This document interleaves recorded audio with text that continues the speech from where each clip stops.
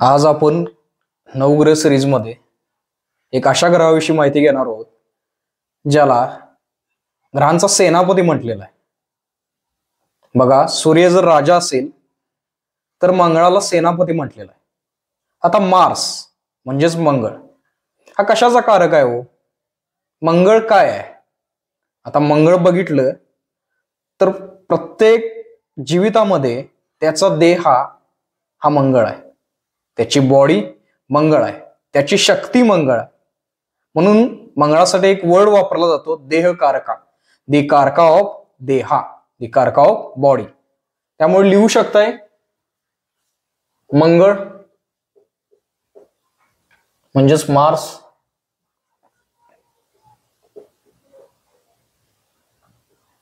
कारका of body,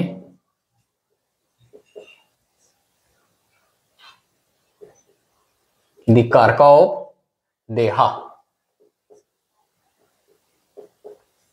आता मंगळ काय आहे हो? मंगळाला देहाचा कारक ग्रह म्हटलेला आहे, मंगळाला बॉडीचा कारक ग्रह म्हटलेला आहे. म्हणजेच आपल्यामध्ये जी शक्ती आहे, आपल्यामध्ये जी एनर्जी आहे, आपल्यामध्ये जी ऍक्टिव्हिटीज आहेत, त्या ऍक्टिव्हिटीचा कारक ग्रह, त्या देहाचा कारक ग्रह, आपला शक्तीचा कारक ग्रह कोण असेल तर तो मंगळ आहे. तर लिहू शकताय मंगळ काय आहे? देहाचा कारक ग्रह, द कारका ऑफ बॉडी. आता देहाचा कारक ग्रह असल्यामुळं या ग्रहाला पर्सनॅलिटीचा कारक ग्रह सुद्धा म्हणू शकताय.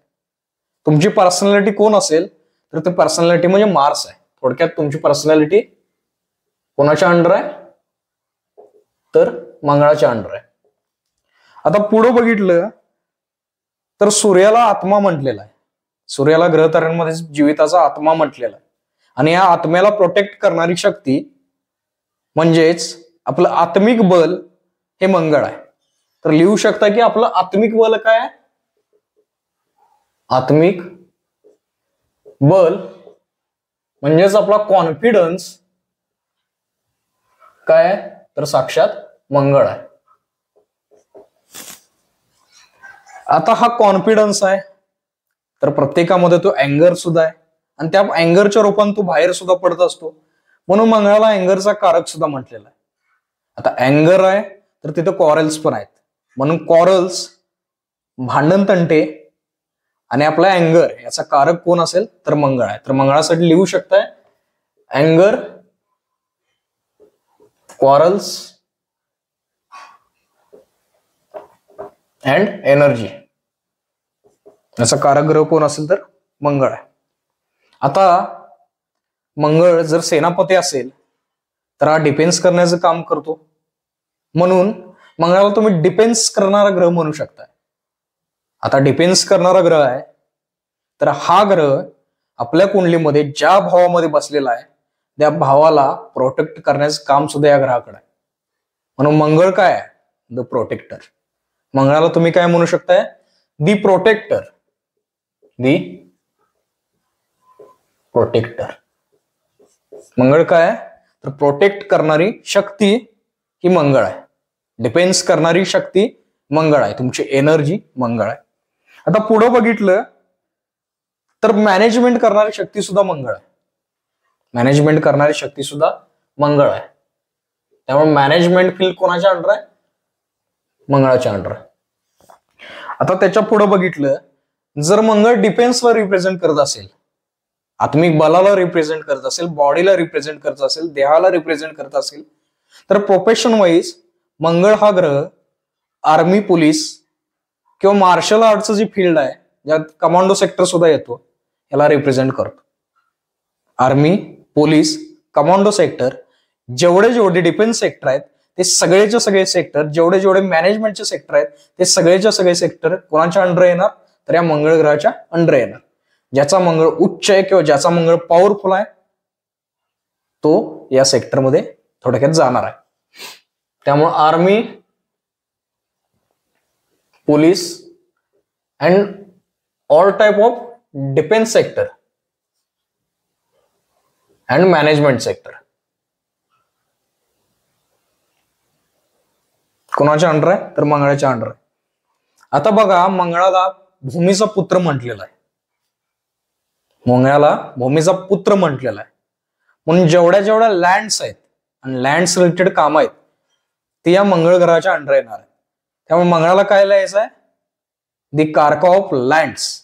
लिहू शकताय की जमिनींचा कारक ग्रह कोण आहे?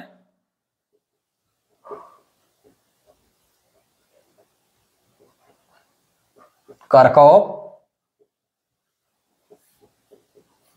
लँड्स. आता बघा, जेवढ्या जेवढ्या व्यक्तींकडे मोठ्या प्रमाणात जमिनी आहेत, चांगल्या स्थितीमधल्या जमिनी आहेत, त्यांचा मंगळ कसा आहे? त्यांचा मंगळ कसा आहे? तर त्यांचा मंगळ पॉवरफुल आहे. आणि ज्याला ज्याला जमिनींमध्ये लिटिगेशन लागलेले आहे त्यांचं कॉम्बिनेशन कसं आहे? त्यांच्या मंगळाचं कॉम्बिनेशन वीक आहे. का? तर हा कारक ग्रह कशाचा आहे? लँड्स. समजते? तर आपण पुढे जाऊया की मंगळाला काय म्हटलेलं आहे. आता लँड्सचा कारक ग्रह, तर हा प्रकृतीमध्ये माउंटन्सला रिप्रेझेंट करतो. जेवढे जेवढे माउंटेन्सचे एरिया आहेत त्याला रिप्रेझेंट करणारा ग्रह हा मंगळ आहे. त्यामुळे माउंटन्स काय आहेत? मंगळ आहे.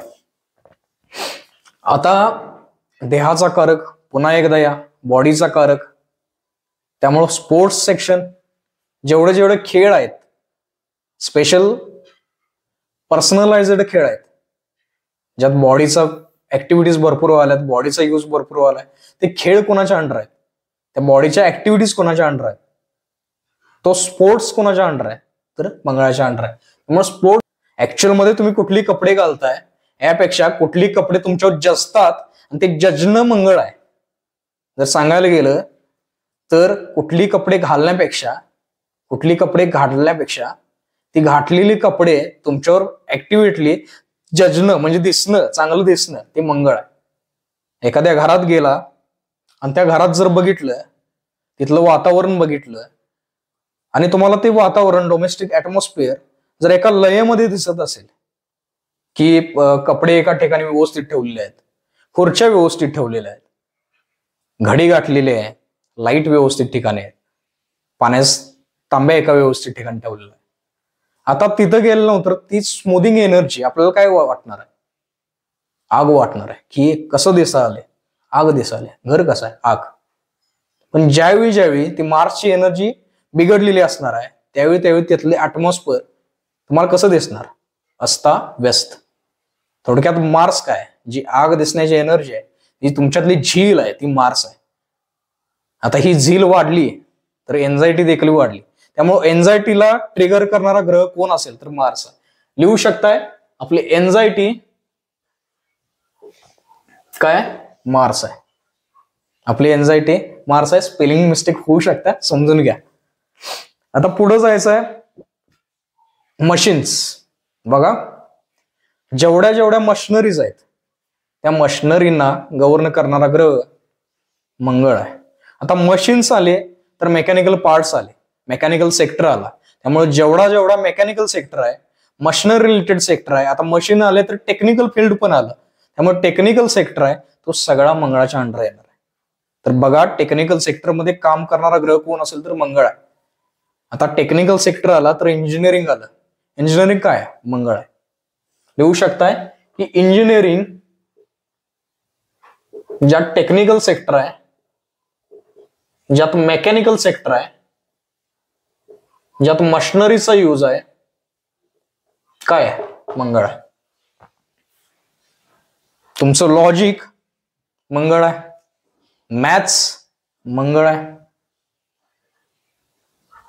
ज्या ज्या गोष्टी शार्प आहेत त्या मंगळ आहे. आता मॅथ्स कसा आहे?